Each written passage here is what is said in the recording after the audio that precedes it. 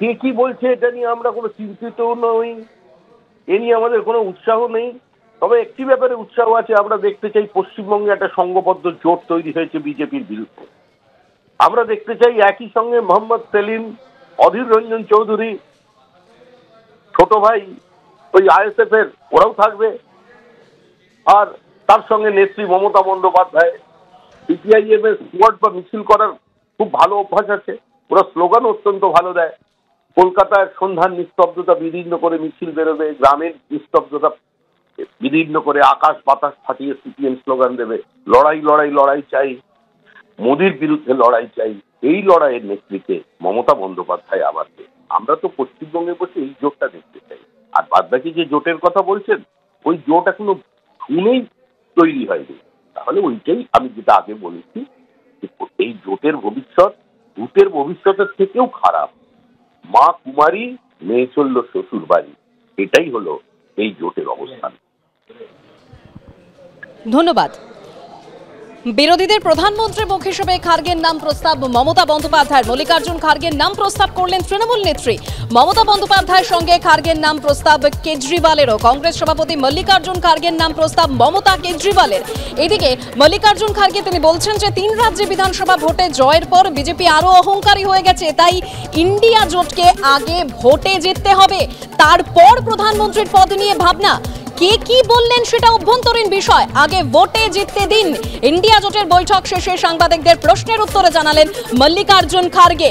অন্যদিকে মল্লিকার্জুন খার্গে তিনি আজকে জানিয়েছেন যে 31শে ডিসেম্বরের মধ্যে জোট সঙ্গীদের মধ্যে আসন রফা। তবে কোন কোন রাজ্যে আসন রফা, বাংলার প্রসঙ্গ তুললেন না মল্লিকার্জুন খার্গে।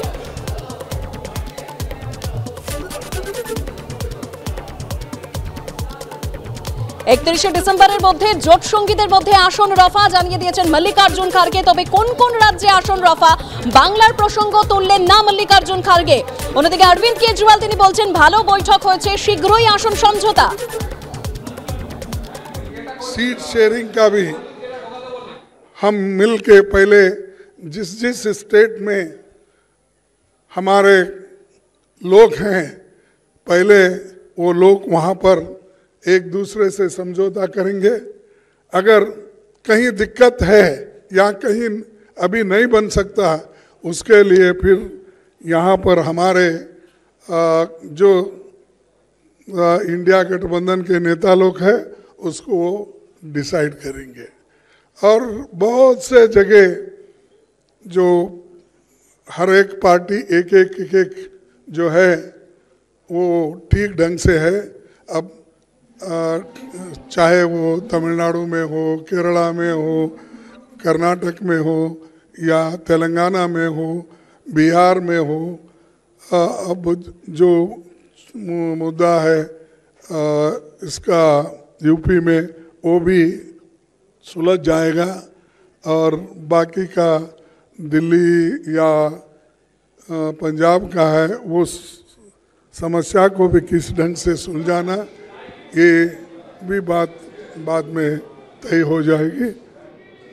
আমাদের সঙ্গে এই মুহূর্তে টেলিফোন লাইনে রয়েছেন কংগ্রেস নেতা সৌম্য আইচরায়। সৌম্যদা, মল্লিকার্জুন খার্গে তিনি এটা বলেছেন যে 31শে ডিসেম্বরের মধ্যে জোট সঙ্গীদের মধ্যে আসন রফা হবে, কিন্তু কোন কোন রাজ্যে আসন রফা হবে যেখানে বাংলার প্রসঙ্গ তুললেনই না।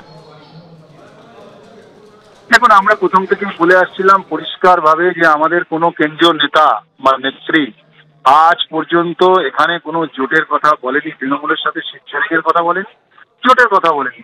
আমাদের সাথে তৃণমূলের সম্পর্ক, আমি আজও বলছি, এই পর্যন্ত বলছি, একজন আক্রমণকারী এবং একজন আক্রান্তের মধ্যে যা সম্পর্ক সেটাই।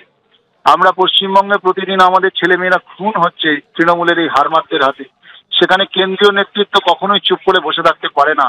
তো আমরা জানি যে রাজ্যের জন্য তৃণমূল কতটা ভয়ঙ্কর এবং কেন্দ্রের জন্য বিজেপি কতটা ভয়ঙ্কর।